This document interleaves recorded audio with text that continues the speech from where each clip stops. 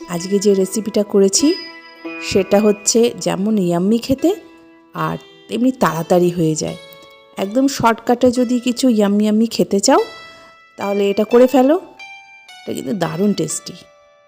বন্ধুরা, আমি মনীষা। এখন তো শীতকাল, তা পিঠে পায়েস না হলে তো চলে না। পিঠে এখনও করে উঠতে পারিনি, কারণ শরীরটা খুব একটা ভালো যাচ্ছে না। এই ঠান্ডা, প্রচণ্ড ঠান্ডা আর কি ব্যাঙ্গালোরে, তা একটু কমেছে তাই রক্ষে। তা একটু ভাবলাম পায়েস করব। আর পাটালি গুড়ের পায়েস আমার ভীষণ ভীষণ মানে ফেভারিট যাকে বলে। আর এই দেখো, এই অনলাইন থেকে এই কিনে এনেছি। কলকাতায় কত দাম আমাকে একটু জানি হতো।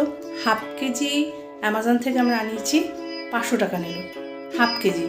মানে এটা মানে সরি 1 কেজি, এটা হাফ কেজি আর এই একটা হাফ কেজি, দুটো আর কি।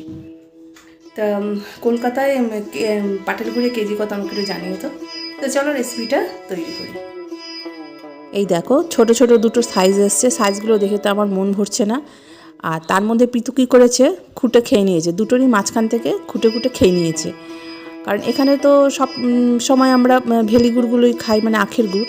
তা পাটালি গুড় খেয়ে সেই টেস্টটা ওর খুব ভালো লেগেছে।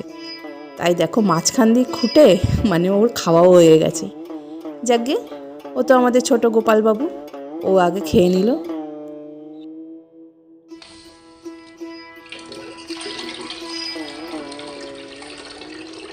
একটা স্টিলের বাটিতে 1 লিটারের মতো দুধ ঢেলে নিলাম। সামান্য একটু জল দেবো, মানে প্যাকেটগুলো ধুয়ে যেটুকু জল হয় ওইটুকু জল দিয়ে ভালো করে ফুটিয়ে নেব দুধটাকে।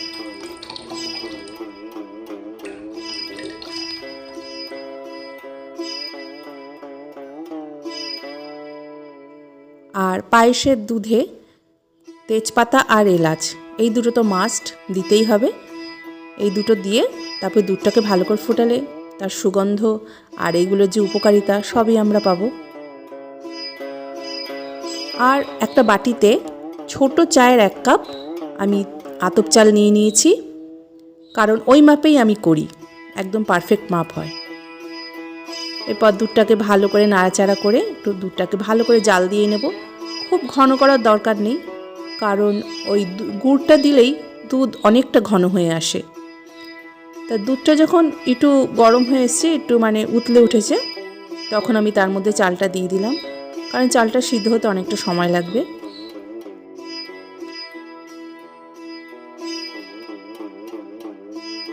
আর দেখো এর মধ্যে একটু সামান্য পরিমাণে আমি চিনি দিয়েছি, ছোট বাটির 1 বাটি চিনি দিয়েছি, যা খুবই কম।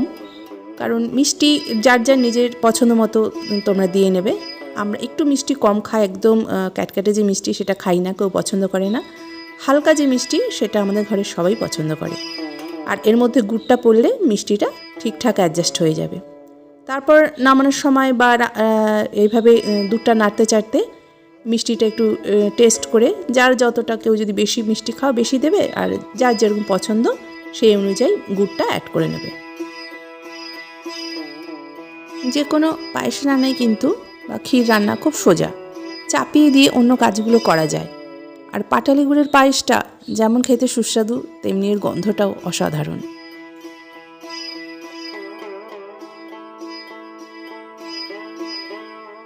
চেক করে দেখলাম চালটা অনেকটাই সিদ্ধ হয়ে এসছে। আর চালটা সিদ্ধ হতে হতে দুধটাও অনেকটা ঘন হয়ে এসছে। তাই ভাবলাম আর একটু দুধ এর সঙ্গে অ্যাড করে দিই, নাহলে চালের পরিমাণটা বেশি হয়ে যাবে, দুধের পরিমাণটা কম হয়ে যাবে। আর ঠান্ডা হলে তো এমনি ঘন হয়ে যায়, তো সেই জন্য আর একটু দুধ অ্যাড করে নিলাম।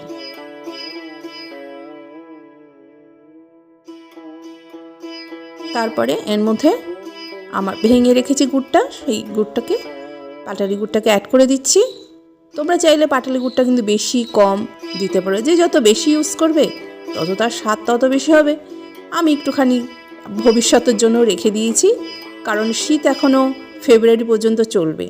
তা বারবার অনলাইন থেকে আর কত কিনবো, তাই ভাবলাম একটুখানি সঞ্চয় করে রাখি গুড়টা।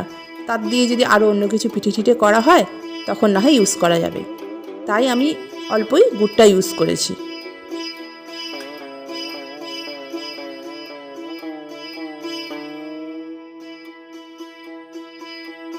এই গুড়ের পায়েসের গন্ধ সারা ঘরে কিন্তু ছড়িয়ে পড়েছে। আর টেস্টটাও করে দেখলাম আমরা যেরকম খাই, না বেশি না কম, একদম ঠিকঠাক।